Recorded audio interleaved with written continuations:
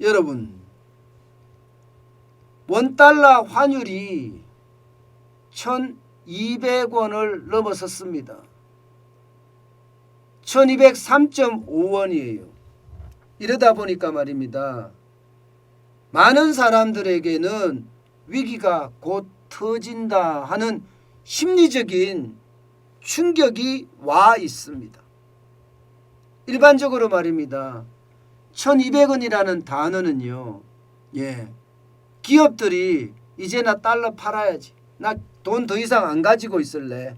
기업들이 달러를 시장에다가 파는 그 시점이 1200원이 아닌가 이렇게 이야기할 정도고요. 우리네들도 1200원이 된다면 1200원까지 갔어?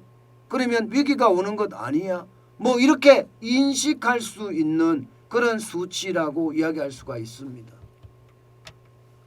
여러분, 이 그래프에서도 한번 보시자고. 이 그래프에서도 보시면 말입니다. 10년 동안의 그래프입니다. 원달러 환율의 10년 동안의 그래프인데, 물론 봉우리가 3개 있는 이야기는 제가 3년 단위일 거다 이게 이야기를 하고 있지만, 중요한 것은요, 봉우리가 3개지만 아직 세 번째 봉우리가 만들어지면서 말입니다. 최고점을 가지 않았다는 사실이에요. 최고점을 갈 수도 있다는 이야기입니다. 물론 2013년에보다는 지금 벌써 많이 올라갔어요. 벌써 말입니다. 그렇지만 지금 주변의 분위기가 이거보다가 더 올라간다는 그런 분위기가 원체 커지기 때문에 그에 대한 충격이 아마 시장에도 올 거라고 봅니다. 이제 심리적 저항선이 1200원은 아니다. 1200원은 이제 깨졌고 1200원은 그냥 일상화되고 있는 것 아니냐. 이렇게 지금 인식되고 있습니다. 1200원이 일상화되고 있는 것 아니냐. 이렇게 말입니다. 그런데요. 외환이 올라갔을 때 진짜 위기가 터질까? 가능성 굉장히 큽니다. 가능성 굉장히 커요. 왜냐하면 우리 잠재 성장률이 지금 그야말로 엉망이거든요. 2021년 잠재 성장률 보세요. 이게 2.35%입니다. 2021년. 그러면 2022년은요. 당연히 더 떨어지겠죠. 잠재 성장률이 더 떨어질 수밖에 없습니다. 잠재 성장률이라는 것은요. 한 나라가 가지고 있는 모든 가용 자원을 총동원해서 생산할 수 있는 최대치를 잠재 성장률이라고 합니다. 그러면 이 잠재 성장률로 가려고 그러면 실질 성장률은 엄청나게 잘 돼야지 이 잠재 성장률을 달성할 수 있거든요. 그런데 이 잠재 성장률을 달성하지 못한다는 것은 그만큼 말입니다. 경제가 위축된다는 뜻이에요.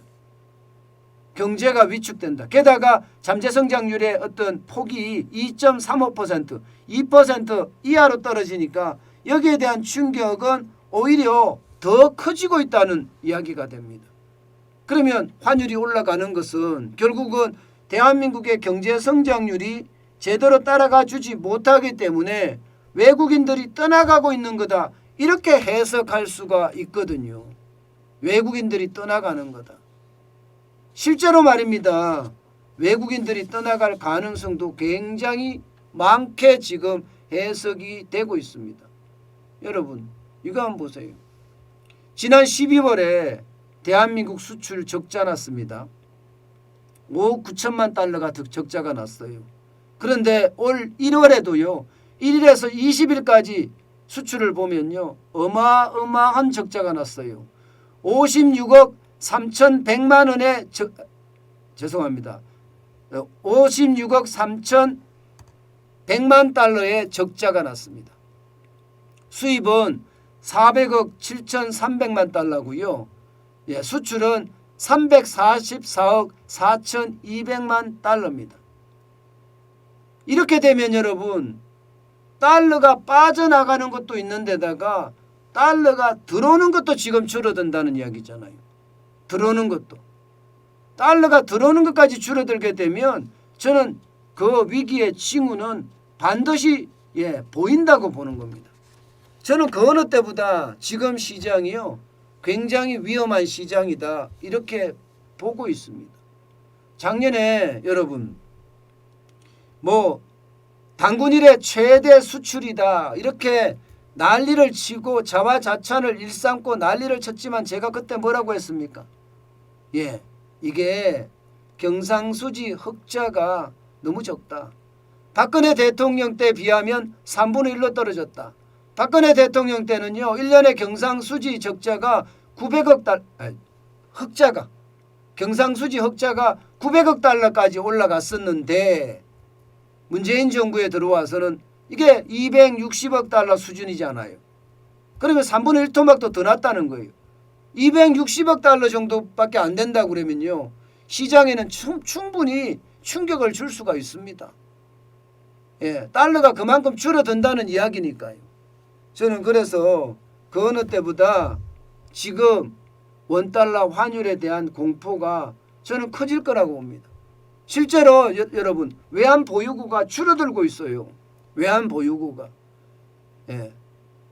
2021년 10월에는요. 4,692억 1천만 달러였던 것이 11월에는 4,639억 1천만 달러로 53억 달러가 감소를 했고요. 12월에는 4,631억 2천만 달러까지 또 7억 9천만 달러가 감소를 했습니다. 만약에 1월 달까지도 외환 보유고가 이게 줄어든다 이런 모양새를 가져간다면 말입니다. 저는 진짜 위기가 터질 수도 있다고 생각을 합니다. 그만큼 말입니다. 시장에 대한 위협, 원달러 환율이 괜히 올라가는 게 아니에요. 괜히 올라가는 게 아니에요. 여러 가지가 있겠지만 뭐 재정에 대한 불안감, 대한민국의 재정에 대한 불안감도 있잖아요. 그죠? 지금 우리나라 나라 빚만 1,000조가 넘어섰으니까요. 여기에다가 세계적인 어떤 전쟁에 대한 위험성, 여기에 지정학적인 리스크, 북한이 자꾸 미사일 쏘아대니까 이런 것까지 다 감안을 해야 되지만 제가 보기에는 그 무엇보다도 중요한 것은 실적이거든요. 달러가 한국 내에 많이 반입이 되느냐 그렇지 않느냐 거기에 따라서 외국인들의 어떤 생각과 판단이 달라진다. 저는 그렇게 보기 때문이에요. 그렇기 때문에 그 충격의 도가 저는 커질 거라고 봅니다. 실제로 말입니다. 여러분 지금 보세요. 주식시장에서 외국인들이 빠져나가는 것 솔직히 충격적 아니세요? 여러분 보시지만 6거래일 동안 2조 이상이 빠져나가요. 2조 이상이. 이것은요 어떻게 생각하면 시장에 엄청난 충격으로 가고 있다는 이야기예요. 시장에 엄청난 충격으로. 저는요 정부가 지금처럼 정책을 추진하면 결국 말입니다. 우리가 생각했던 일반적으로 생각하던 달러당 1,200원이 되면 위기가 온다 하는 일반적인 상식 말입니다. 그 상식이 현실화될 수도 있다는 거예요. 현실화될 수도. 그래서 달러에 대한 위협 굉장히 크다고 보고요. 그러면 원달러 환율이 얼마까지 올라갈 거냐?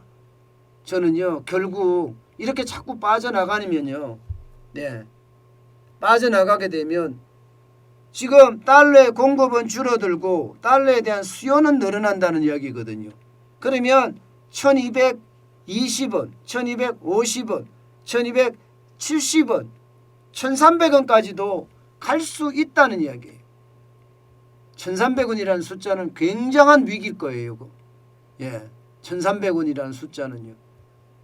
저는 그렇게까지 갑작스럽게 가지 않으리라고 예상은 하고 있지만 1,220원, 30원, 40원은 언제든지 갈 수 있는 숫자라고 생각을 합니다.